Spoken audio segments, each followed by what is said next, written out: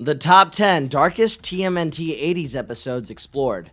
Kids growing up in the 80s and the 90s had the pleasure of being exposed to a wide arsenal of some of the most insanely fantastic cartoons, such as Thundercats, He-Man, Ducktales, and Teenage Mutant Ninja Turtles.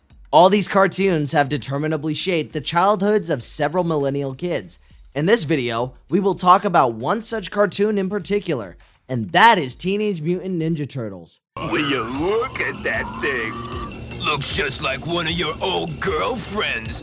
The cartoon show about four Ninja Turtles fighting their enemies Shredder and Krang was adapted from the comics by Peter Laird and Kevin Eastman. In today's day, the show is popular beyond belief, with a wide variety of merchandise being sold all over the world. However, it was in 1987 that the comics were first adapted into a cartoon, and eventually, we all fell in love with the pizza-loving mutants, Michelangelo, Donatello, Raphael, and Leonardo. And not to forget Master Splinter. Come on, Splinter, we're checking out of this dump. The iconic 1987 adaptation strays away from the comics in certain ways though. For starters, the comics are dark and obscure to some extent, as it features profanity, blood, drinking, and violence. The Turtles from the comics often took the lives of their enemies while fighting Shredder. Come to think of it, the Turtles are trained ninjas, who are practically assassins as per Japanese history and folklore. Shredder has a Foot Clan full of mighty soldiers and turtles that use dangerous weapons such as nunchucks and swords sharp enough to cut strong solid objects in half. Naturally, they have ended up killing several fighters from Shredder's Foot Clan. And let us do our job! None of it means hurting that kid! The cartoon has been watered down to be a lot more lighthearted and funnier, while the darker elements have been more or less eliminated. As the cartoon is targeted towards kids, it was a safe bet to do so. The characters have corny but memorable catchphrases, one of the most iconic ones being Cowabunga! No problemo, dudes! I'll scope it out! Cowabunga! And generally engage in fights that are far from being lethal. But there have been often times where the creators have retained some of the more mature elements for the cartoons, portraying deaths, or at least implying it, or showing more violence than usual. For example, the Turtles were shown to almost die once as Carter carried out an unstable mutation. Or one of the Turtles has almost been caught cursing, as he said, "What the?" but he did not continue due to obvious reasons. Now that's what I call a serious pizza! This video dives into those particular episodes that have retained a slightly more mature flavor in this otherwise family-friendly and kid-friendly show. Before diving into the content, we would like to request our viewers to subscribe to Marvelous Videos, like and comment on our videos, and press the bell icon to be notified whenever we upload a video. We would be grateful to you, and we hope to bring you the best nerdy content. And with that, let's get right into the video. As Oroku Saki. But you may call me the Shredder. The Shredder, Season 1, Episode 2. Journalist April O'Neil meets with the Turtles in their hideout, the Sweet Sewer, and asks for their help to search for the Foot Clan's base, the Technodrome. They expect it to be under the Manhattan Security Services, which is now destroyed, but unfortunately they find nothing. Michelangelo suspects that the Technodrome can locomote, and they pursue it using the underground tunnel system. Leonardo suggests that they inform their sensei Master Splinter about it, which is quite the right thing to do considering Splinter's connection with the antagonist Shredder, or Oroku Saki. Great! Terrific! We're on the run, and that idiot wants to chit-chat! Shredder is summoned by the brain-like creature Krang, who is upset with Shredder for not providing him with a proper artificial body that Krang can use as he leads his legion from Dimension X into this world to crash it. Shredder points out that the threat of Hamato Yoshi, aka the Splinter, and the Turtles pose to them. Krang reminds them that when Shredder had tried to destroy Splinter using the mutagen, the device that creates mutants, Yoshi became stronger as the Rat Mutant. Yoshi with that mutagen, but instead he gained the powers. Splinter realizes that their nemesis is his old foe, Oroku Saki, or Shredder, and he offers his help to April in tracking down the Technodrome. They find the tracks of the Technodrome and try to find a way around it, Meanwhile, a warthog and a rhino are released from the zoo. Just come along quietly. Shredder combines the genetics of the liberated rhino and warthog with the two gang members Rocksteady and Bebop using mutagen. April's boss isn't happy as April has been not able to curate a good enough story for the theft of the Technodrome. When she sees the turtles outside her office, she tips them off that the zoo theft and the Technodrome might be connected, but they weren't aware that Splinter had already found out about it and had been taken prisoner. We know how to handle ourselves in the sewer. The turtles find their way to the Technodrome from the zoo and realize that a trap has been laid out, but they must rescue Splinter. They are attacked by robots and the roadkill Rodneys and almost run over by a rolling object. Get out of my face! They find Splinter, but Shredder and his robots try to recruit them to his Foot Clan. He also reveals himself as Oroku Saki, and as the one who caused the turtles to become mutants from ordinary turtles. But it was an accident as he originally sought out to defeat Hamato Yoshi. Join me. Does the phrase, "go suck a lemon," hold any meaning? The turtles refuse and defeat Rocksteady and Bebop. They secure Splinter and leave the Technodrome. The turtles then lead Rocksteady and Bebop to the city zoo and lock them in a cage. April takes a picture of that for the scoop. As they leave, a roadkill Rodney surfaces and breaks the mutants out of prison by disintegrating the prison bars. Even though cartoons do not follow any continuity as much, allowing people to watch any episode as they please, this episode is one that you cannot miss as it introduces the backstory for two very important characters, the Splinter and the Shredder. You have brought dishonor upon the noble Foot Clan. Now you will pay for your crimes. Shredded and Splintered, Season 1, Episode 5. Shredder tries to contact the turtles by advertising his retro mutagen ray generator on television. It is a device that reverses mutations, which means it can turn the turtles into ordinary turtles, or the Splinter back into a human.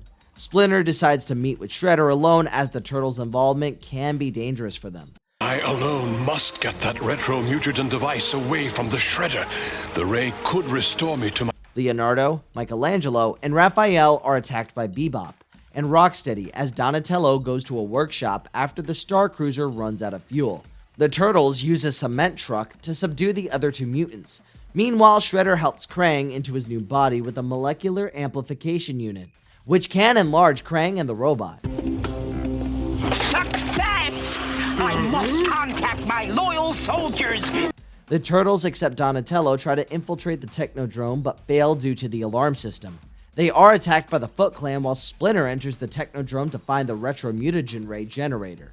Krang finds control over the new body while Splinter realizes the ray is just a hologram. Shredder arrives and the two fight. And I will beat you, as I did when I was human.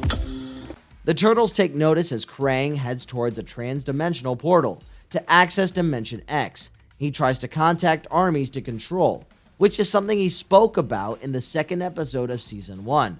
The turtles stop him, but Krang enlarges his new body and is subsequently pursued by the turtles after the former smashes his way onto the streets. Leonardo and Donatello slip into another machine body and smash the growth mechanism with Donatello's bow staff.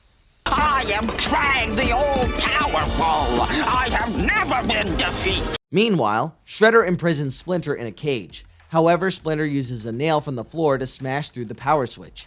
As Shredder comes face to face with the turtles, he aims the retro mutagen ray at them, but Splinter arrives at the nick of time and destroys that device.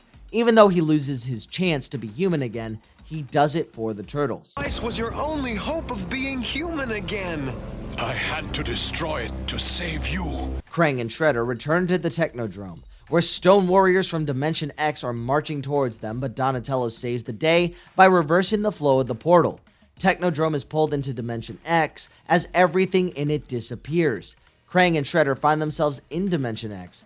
Much to Shredder's distaste, who wanted to rule the Earth, Krang wants to boss Shredder around, but the Shredder is not one to take orders from somebody else.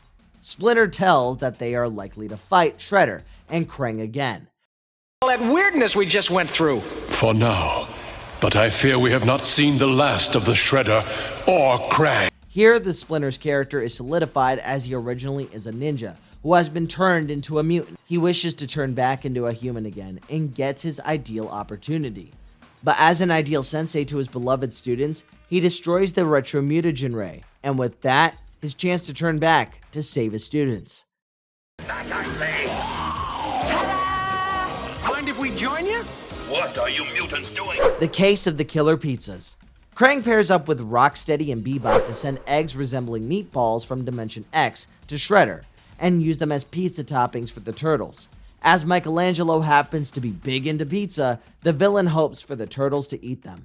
Meanwhile, Michelangelo floods the practice room accidentally, and flyers for free pizza enter the Turtle lair. Splinter notices slash marks and realizes it's from Shredder. But the Turtles were not ones to say no to pizza. So, a couple of rounds with Tin Face ought to work up an appetite for those free pizzas. April enters a pizza bake-off with Irma for 3 free pizzas, while Baxter Stockman places the alien egg on each pizza. But following the pizza maker's rush order, he sends 2 prize pizzas out on delivery. The Turtles notice Baxter and realize Shredder is nearby. They spot him and a fight breaks out. Michelangelo, Donatello, and Leonardo turn out to be the winners from the draw, and April delivers them their pizzas, while they let her keep one to herself. As she tries to eat the pizza with Irma, the microwave heat causes Dimension X eggs to hatch, revealing a small red creature. The Turtles reach immediately to find that the creature escaped. They realize that there must be 2 other similar creatures. There could be 2 more of these little monsters? We've got to stop that kid from delivering them. If it isn't history by now. The Turtles go to spy on the pizza delivery boy, as he delivers the pizza to 2 kids. Unfortunately, the kids heat their pizza before the Turtles can intervene, and 2 creatures similar to the ones from a few moments ago hatch and crawl down the building. April chases them with their camera crew, hoping to get a good scoop out of it, but loses them. The creature at Irma's apartment hides in the washing machine and burns through the washer and into the wall. The 3 unite and seep into the sewers where the water causes them to mutate into large monsters. We're all together, there's nothing to be frightened of. Shredder and Baxter reach the sewers as Baxter controls the creatures from Dimension X using a handheld device. He uses it to make them attack the Turtles. They engage one another in a long fight, but Donatello smashes Baxter's controller, causing the creatures to go haywire. So they begin to attack everyone. Baxter realizes the creatures can be turned back into eggs after exposing them to a large burst of energy. Michelangelo tries to retrieve the controller that controls these creatures, while the other Turtles team up with Shredder as a last choice to fight these alien-type monsters. The controller turns out to be useless due to its inefficiency having come into contact with water. Leonardo cuts the electrical lines and causes the creatures to receive them. This huge blast of energy turns them into eggs again, while Baxter and Shredder escape.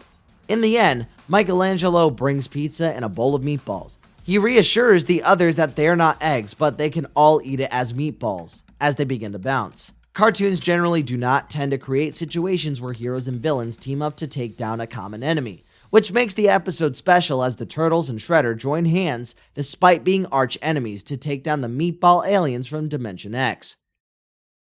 Hey, boss!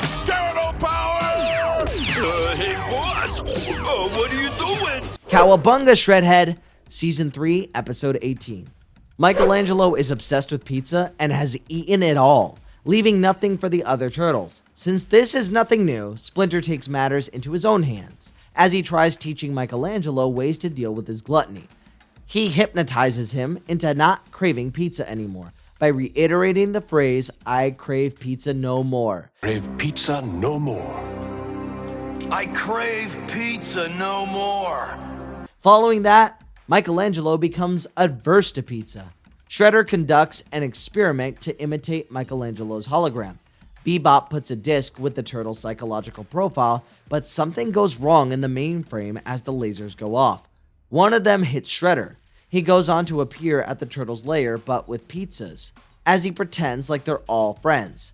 From his behavior and speech, it is indicative that Shredder believes himself to be Michelangelo, which is probably an effect of the laser mishap.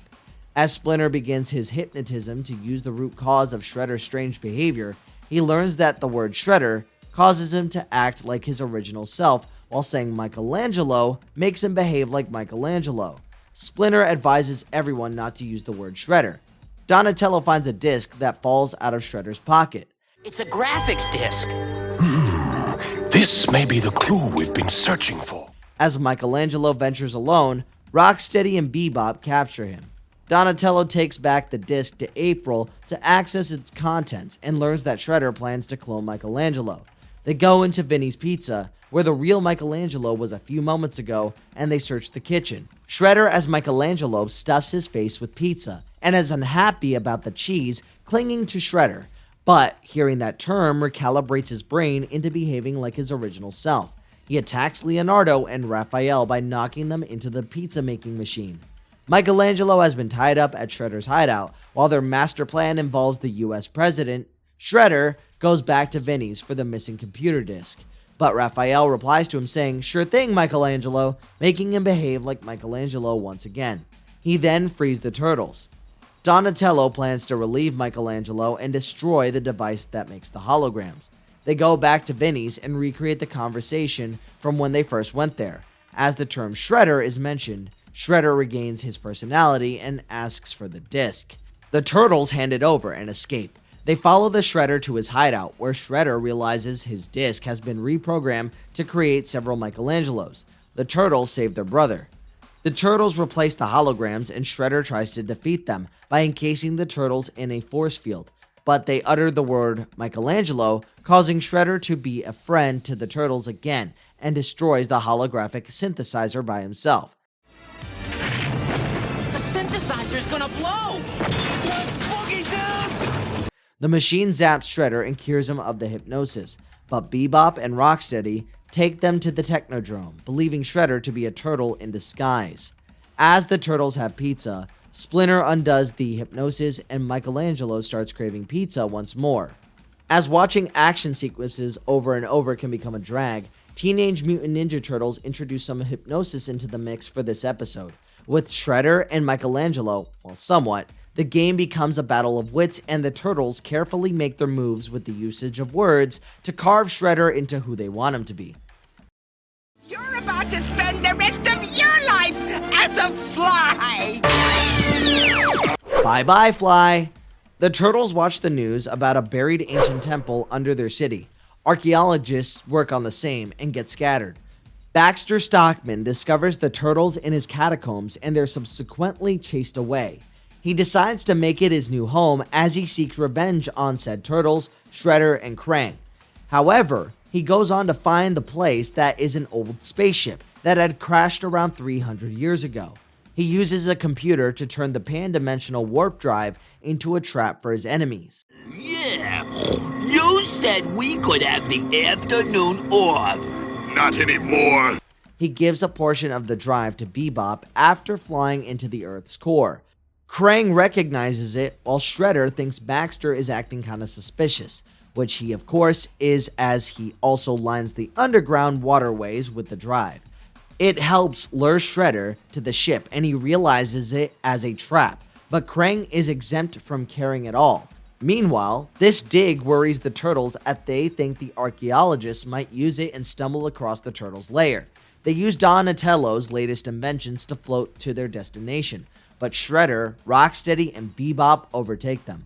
They wreck their commute and try to kill them for Donatello as he hangs onto a part of the drive that incidentally he finds. From the computer, Baxter's also able to procure a mutagen ray gun, which is the device that mutates anything into a creature. A final piece of the trans-dimensional warp drive! I wonder if he means this. The turtles and Shredder arrive, and Baxter turns Shredder into a housefly with this gun. The turtles try to hide, but Michelangelo turns into a gerbil after being hit by it. Donatello tries to get information on Baxter and methods of protecting himself against the mutagen ray gun. Turns out the way to do the latter is by wearing spacesuits. Baxter spitefully throws the gun away as the turtles chase it. However, they end up running into a gallery brimming with hostile robots. And I'll just have to do some reprogramming. Donatello manages to reprogram them all, saving the turtles from an ill fate. With the reprogrammed gun, Michelangelo is turned back into a turtle, and they flee the ship while it is about to explode. However, they run into Rocksteady and Bebop again. Bebop snatches the gun away to turn Shredder back to normal, but he holds it off for a while, hoping to have Shredder beg him. Well, we'll think about it. The ship blasts off when Donatello explains how he has a crucial part of the drive. Without that part, the ship falls apart as Baxter falls into the web of a huge spider. Bebop generally acts as a goon for Shredder, not even as a sidekick. But here we are, we get to see him assert himself over the guy he had as a boss, as he wishes to see Shredder beg him for the mutagen ray gun. Warn you, the moment anyone opens this door, plop, turtle soup. Donatello makes time. Season 4, Episode 23. In this episode, Turtles Michelangelo, Leonardo, and Raphael wait for Donatello to be done with his finishing touches on a new device he was developing. They think it's a new microwave for pizza, but Donatello outdoes himself as it turns out to be a time-stopping machine. Of course it's not a pizza oven. It happens to be the world's first time-stopping machine. Anything the machine focuses can be frozen in time, but the pizza-loving turtles are disheartened. Professor Lloyd Cycloid, who is a mad scientist, uses a homemade raft to float through the sewers. He wishes to create a satellite powerful enough to turn everyone on Earth stupid to be the most intelligent man alive. He spots the newly created Time Stopper as Donatello has his meal with the others. The turtles try to get it back, but the professor uses it to freeze them in their time. As Splinter recognizes the effect on the device, he investigates and finds his students as the turtles remain frozen in midair. April, hungry for an interesting journalistic story as always, covers one about solid gold Egyptian statues being stolen. No one is aware of the fact that the statue is actually iridium. Cycloid uses this power once again to procure a laser gun. April recognizes Silver from the camera footage, while Donatello uses his skewer ski to catch up to Cycloid. He leaves a trail of arrows for others to follow. Beware, Professor Cycloid! An angry Donatello is on your trail! Donatello follows Cycloid and the stolen stuff back to the latter's abandoned home, but he gets hit by the Time Stopper once more. Cycloid hoists and dangles a frozen Donatello over a pool of poisonous slime. If anyone was to open the door, Donatello would fall into it and die, but the turtle somehow sabotages the laser device and saves himself by making it a blast out of the house. Michelangelo, Raphael, and Leonardo follow Donatello's track marks via the sewers and find their ways into the room with Donatello and the toxic slime. Opening the door puts Donatello at risk, but Leonardo acts in the nick of time using the Time Stopper. The turtles hand Cycloid over to the authorities right after. Meanwhile, the items get stolen from the museum are returned, along with the laser ray. The turtles wish to get rid of the Time Stopper, much to Donatello's displeasure. Raphael destroys it, and Donatello mourns. Concepts persisting to time are always interesting, unless they're messed up, but this episode of Teenage Mutant Ninja Turtles mesh a possible dark fate for Donatello, who was almost going to die after falling into acidic slime, and a device that stops time. In the end, the time-stopping device also ends up being the reason why Donatello survives. No, Quirks. They just don't understand you. The Starchild, Season 7, Episode 15. A spaceship crash lands on Earth. When the turtles witness it, they have to try to figure out who drove it and whether they will be hostile towards them or not. To find the answer to their questions, they enter the spaceship and find an alien child named Quarks. Even though Quarks does not seem to be hostile, another spaceship lands, driven by an alien named Draco, who confuses and confesses that he has found the Starchild. He attacks Quarks, but the turtles are present and they fight back. Gotcha, dude! They overpower Draco, who flees back into his own ship but claims that Quarks is the universe's most dangerous being. The turtles bring Quarks into their sewer lair and find out that the alien has telekinetic abilities, as Quarks sends stuff flying across the room. Authority. Quirks, put those things down. He flies out of the lair and surfaces onto the city, causing the turtles to track him down. They listen to a police band transmission which helps them locate Quarks. Michelangelo bribes Quarks with getting to play with their weapons. Quarks uses his abilities on police cars when April O'Neil uses this for her journalistic story. Meanwhile, Draco comes back with reinforcements. Quarks does not want to obey the Turtles because they weren't his father, and he flees. Donatello and Raphael tries to track him down while Michelangelo and Leonardo fight Draco's goons. Draco tells them that Quarks can obliterate the Earth, so he must be captured when thousands of spaceships that demand Quarks' return appear. They threaten the Turtles that they will destroy Earth if they do not get Quarks in half an hour. Here we go again. There he is! Fire! Turns out, Quarks is ridiculously overpowered, and his powers have caused destruction across the galaxy. He is wanted for his acts, and aliens have been trying to catch him for 2 centuries. They want to save other worlds, and for that they might have to sacrifice Earth. Splinter, who had sensed anger oozing out of Quarks, goes to his spaceship to find details of this funny little creature. Donatello reaches as well, and the two find out a recording of scientific experiments that were conducted on Quarks to give him the powers. The results were a failure, as Quarks would only mature for his father. Unlike regular kids who want toys when in angst, Quarks would threaten to destroy a whole planet. So the Turtles play around, hoping to make Quarks join them, but Draco reigns on the parade. I'm the friend you've always been looking for. Come closer. Don't do it, Quarks! Turns out, Draco is the big bad guy after all, and uses his mind control abilities on the Starchild to conquer the universe.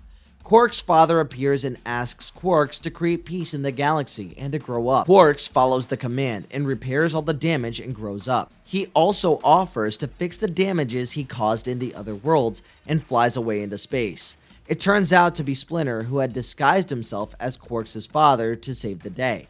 An overpowered intergalactic alien that can destroy planets, a complex reason for the underdevelopment for this alien psyche, and a cunning villain who is trying to use an overpowered kid for his own bidding?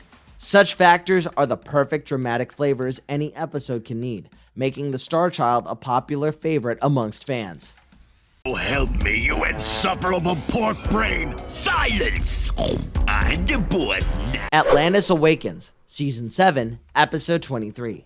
Michelangelo surfs the sewer river with the Turtles and goes further ahead by himself. There is a waterfall nearby, and he is about to go over it when a fishman named Alim Coelacanth rescues the turtle. The other turtles find him to be suspicious, and Alim tells them that he has been away from his home Atlantis for 2 centuries, and he is the only fish person.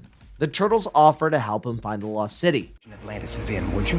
No. But if you'd like, we can try and help you find it. Oh, I'd really appreciate it. I've been gone. Krang sends Shredder, Bebop, and Rocksteady to find the source of the very strong energy reading that was coming from a mountain range nearby. They stumble across Atlantis, where the people are over the moon, on seeing them, especially Bebop. But this is because they make mistakes for Bebop for their king due to a prophecy where a strange creature would supposedly reclaim his throne. Hepax Legamina speaks out against Bebop, but she is imprisoned for doing so. When the Turtles arrive at Atlantis and see Bebop on the throne, they escape immediately. Flat them in irons! I love that one. Meanwhile, Shredder learns about the Star of Atlantis, a vast gem that powers the city. He realizes that Krang can use it as the main cannon for the Technodrome, but Bebop's attitude after becoming king is overly inflated, and he thwarts Shredder's plan.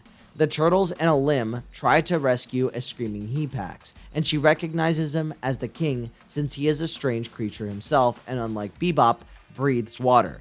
However, they are forced to escape once again before rescuing Hepax, so Alim summons marine creatures to fight the Atlantean soldiers. Alim then declares Bebop to be a false king and challenges him to fight Alim in the Atlantean arena, but Bebop defeats him simply due to him being a better fighter.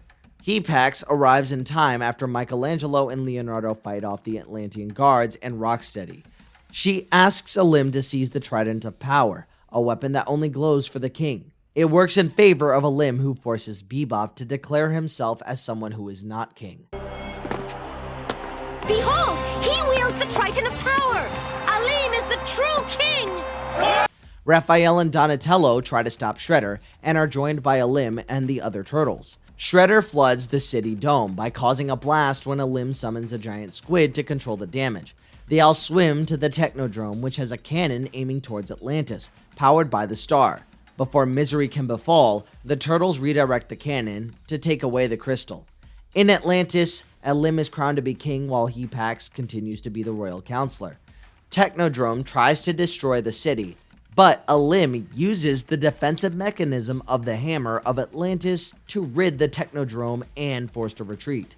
The lost city of Atlantis has been the focal point of several movies and shows, the most notable of which being Disney's Atlantis and DC's Aquaman, which is centered on Atlanteans. Not only does its implementation in Teenage Mutant Ninja Turtles provide greater entertainment for the viewers, but it also diversifies the content and provides everyone with a stellar storyline, which is partly reminiscent of the popular Disney fiasco of a real emperor versus a fake one.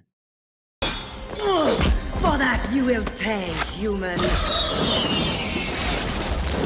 The Wrath of Medusa, Season 9, Episode 3. The Turtles fight alongside Carter and almost die during a fight against the Technodrome enemies. Dreg's minions are trying to get their hands on Neutronium ore, while Carter's mutation causes a cave-in. The Turtles begin to worry about the unstable nature of Carter's mutation, who offers them a virtual reality projector that can be a good defense against Dreg. Dreg summons an alien called Medusa to kill the Turtles. She's reluctant at first due to being Dreg's fugitive status, so he offers her a handsome fee, to which she agrees. April is trying to get a juicy story, and the alien appearance just works fine. She tells the turtle about it, who ends up facing Medusa soon enough. She is ruthless and has the turtles fighting on the defensive within mere minutes. So, you want a fence?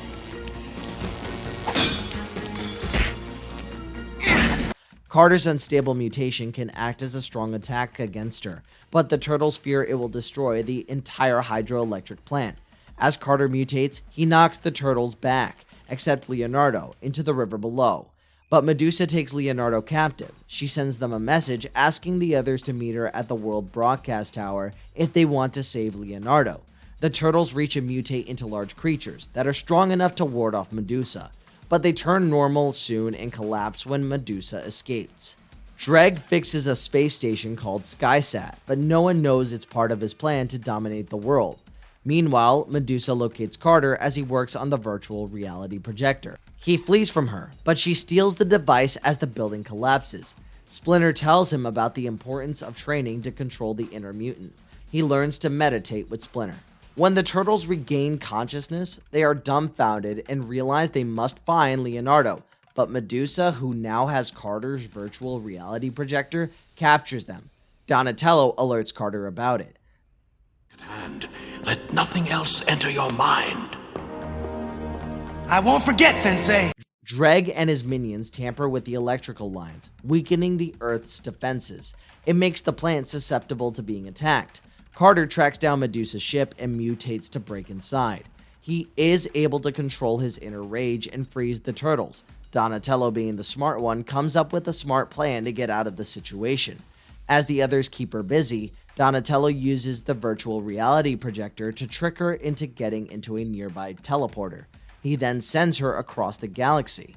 The turtles meet up with Dreg in SkySat and blow it up immediately, but ultimately, Dreg blames them for the destruction. Medusa just so happens to be one of the darkest mythical creatures from Greek mythology, with their snake-like hair that turns her opponents into stone. In this episode, she turns out to be one of the strongest opponents the pizza-loving turtles have ever faced, and they are unable to overpower her. Donatello comes to the rescue with a brainy fix.